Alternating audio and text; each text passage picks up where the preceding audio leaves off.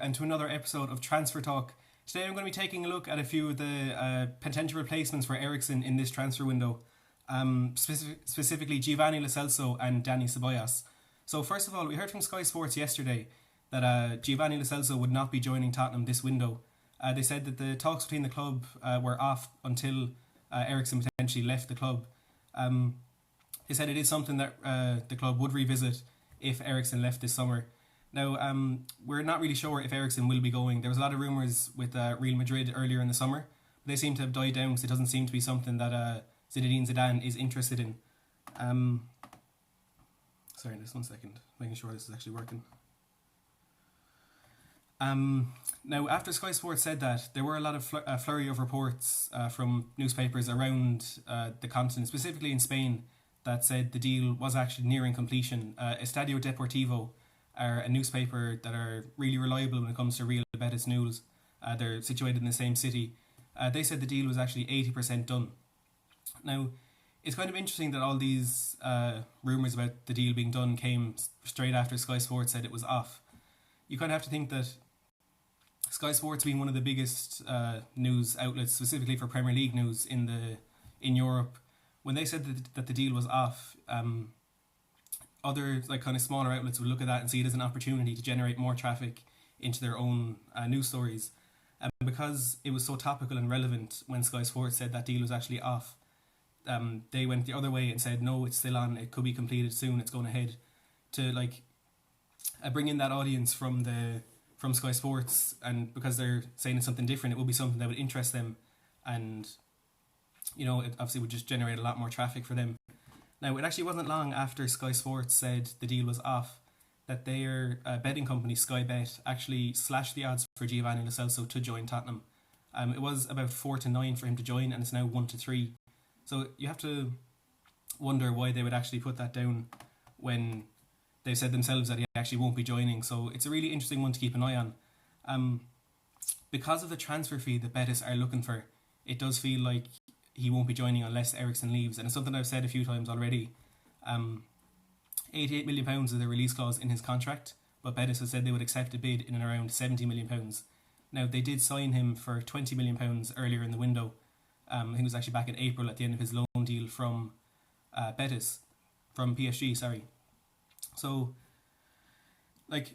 either way, it's a really good deal for Betis. They're going to generate a lot of profit, and if it is something that's revisited later in the window, because they're not in European competition this season, so maybe they do need to sell one or two of their bigger players, so they might not slash their price, but reduce it by a bit later in the window if it's a deal that they do need to get done, because there doesn't seem to be too many teams actually interested in signing Giovani Lo Celso. I hope it is a deal that we get over the line, because he's a really good replacement for Eriksen. He's not as good in a lot of departments, but there's some things that he has that Eriksen doesn't. I mean, his goal scoring for Betis, for example, last season he was one of their highest scorers, and that's something that Eriksen, I wouldn't say he's bad at it lately, but it's kind of fluctuated, his consistency in goal scoring. And Lo Celso as well has a bit more pace than him, so I think while Eriksen does excel in certain areas of the game, Lo Celso is a much more well-rounded player who just can do everything well rather than half the things really well. Which, I mean, could be a better thing, could be a bad thing. We won't really know until he does come into the team. But you also kind of have to acknowledge his lack of experience in the Premier League. He's never played there, and it's a much different league to anything else. So that's one that I will definitely be keeping an eye on. And it's an interesting one because of all these differing reports that we're getting.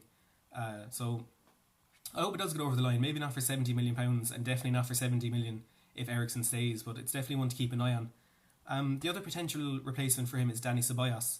Now, Ceballos, up until the last few days, was away with the Spanish under-21 team at the European Championships, which they actually won. So if this deal is going to gather some momentum, you would expect it to be in the next few days. He's back from that, maybe going on a short holiday or something, but he'd need to get straight back into pre-season with Real Madrid, because that is, of course, starting soon. The deal that is being reported, AS reported the other day that we actually had agreed a deal with Real Madrid to sign him on a 1-year loan with an obligation to buy at the end of that loan deal if his future at Real Madrid hadn't been clarified. So it's a good deal, because apparently it's only £30 million that we'll be paying for him next summer. But he has said in the last couple of weeks himself that he doesn't want Real Madrid to sell him, but if there's no a chance for him to make it there. If for first team football he does have to leave, that is a decision he'll have to make. And that kind of ties in really well with the deal that he will go out. He won't be sold. He'll go out on loan, and if his future there isn't sorted out, he will leave the club.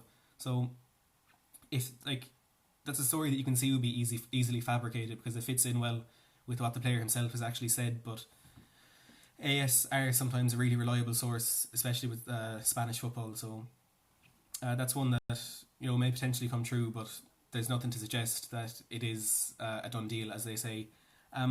Other companies are reporting that we'll sign him on a 2-year loan deal with an obligation to buy at the end of that. I'm not sure what the price would be, but with that deal, Real Madrid actually have a recall option on his loan deal. So for the next 2 years, if at any stage they're left short in that position, or if they basically if they need him back, they have that option, whereas they can just straight away whenever they want bring him back in, which is not a good deal for us when you think about it, because if he becomes an important part of our team, if Eriksen is gone, we don't get Lo Celso.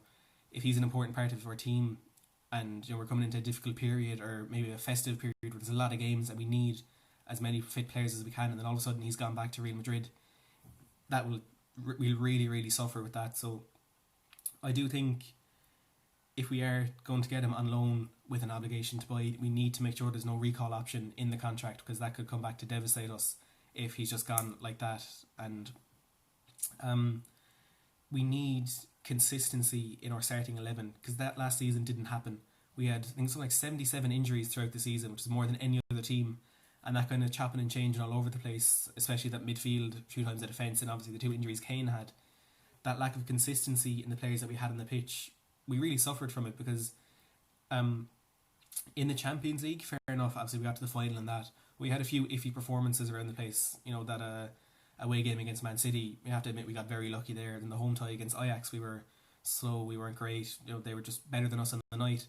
But we lost, I think it was 13 Premier League games, and the majority of them came in the second half of the season, because we hadn't made any signings last summer, our squad was thin, and there were people picking up injuries all over the place. And we suffered some really, really poor defeats. It was after that we beat Leicester 3-1, and then we beat Dortmund 3-0.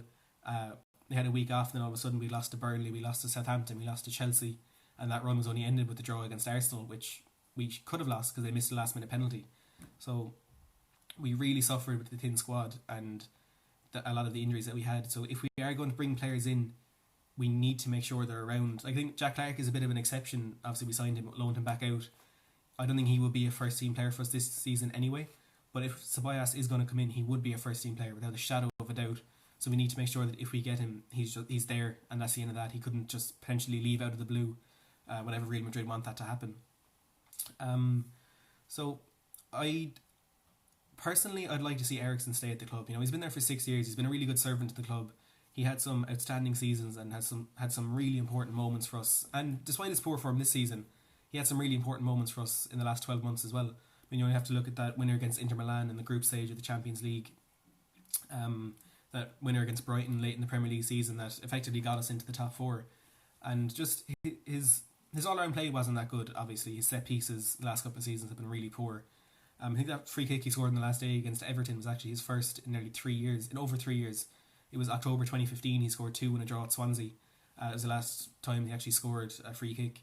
So, in the league, it's kind of difficult because as well as only 1 year left in his contract, so we wouldn't be getting an extraordinary transfer fee for him. £100 million was the first thing that was kind of spoken about, but that has since died down, and it's kind of looking like 70 for Eriksen, then we spend that straight away in Lo Celso or something like that.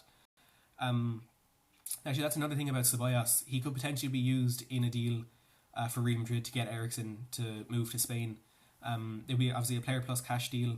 I'm not sure how much cash, but Dani Ceballos will be going the other way. There's another striker called Mariano Diaz who will be going the other way with Ceballos, if that is true. He's a young, pacey striker. He's only broken into Real Madrid's team in the last year or so. In terms of backups for Kane, he's one of the best players we can get, because buying a player straight out would be so difficult, because any player coming to the club would know that they will be second fiddle to Harry Kane and they won't get the starting time that they would like. I mean, Alvaro Morata, perfect example for that. He said he was close to signing for Tottenham, and he just kind of at the last minute looked at it and thought, Harry Kane is their player, he's their striker, he's Tottenham through and through. He won't be able to knock him out of the first team, especially when you look at the form that Kane so consistently shows, and that was effectively what made him choose to join Chelsea instead of us. So this could be a kind of workaround, a really good way to get in a backup for Kane. Mariano had a good season for Real Madrid last year, but the team obviously altogether had a poor season. They were out of the Champions League early. They didn't really challenge in the Spanish league. So he was kind of a bright light in a poor season for them. As I said, a young player who he had an impact. I mean, he wasn't a starting player throughout the season because they've players like Benzema who are more reliable and more experienced to play in those positions. But I mean, if it's a thing where we have to get rid of Eriksen, we can get in straight away a replacement for him and a backup for Harry Kane and a bit of money. That is something I think the club would find really difficult to turn down. And as a fan, if I did hear that was turned down, I'd be a bit concerned about what the aim for Daniel Levy was, because we all think, and not think, it has been proven that he likes to bring in players, develop them and sell them off for more money. So if he does sell them for 70, 80, 90 million pounds, we could look at it in that light.